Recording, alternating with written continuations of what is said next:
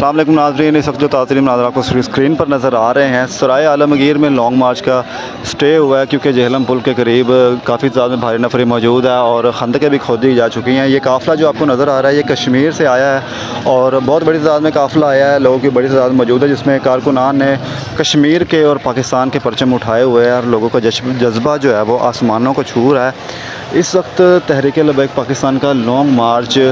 मिलाद चौक में स्टे किए हुए है और पुलिस की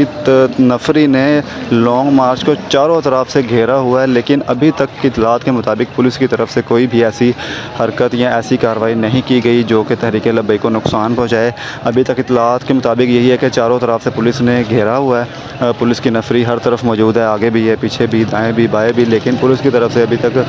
ऐसी कोई कार्रवाई अमल में नहीं लाई गई कि जिसको कहें कि तहरीक लबैक पाकिस्तान पर पुलिस की तरफ से कोई पुरतशद्दुद चीज़ की गई हो। दूसरी तरफ से तहरीक लबैक पाकिस्तान की तरफ से भी पुरअमन तरीके से इस मार्च को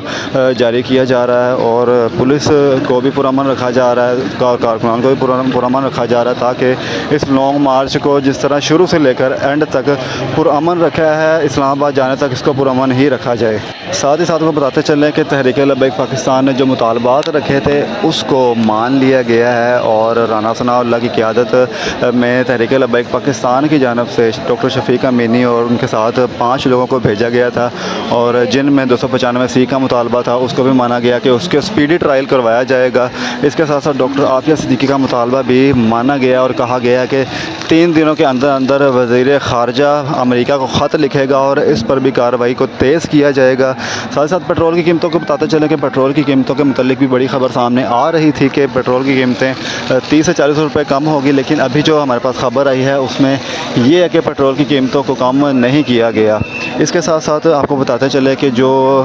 नामूस रसालत के कानून था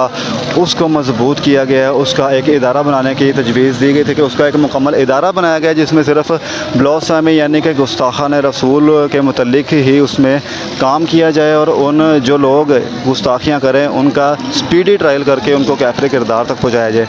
मुज़ाकरात कामयाब हुए हैं, दूसरा दौर था आज, पहले दौर में बातचीत हुई थी लेकिन कोई बातचीत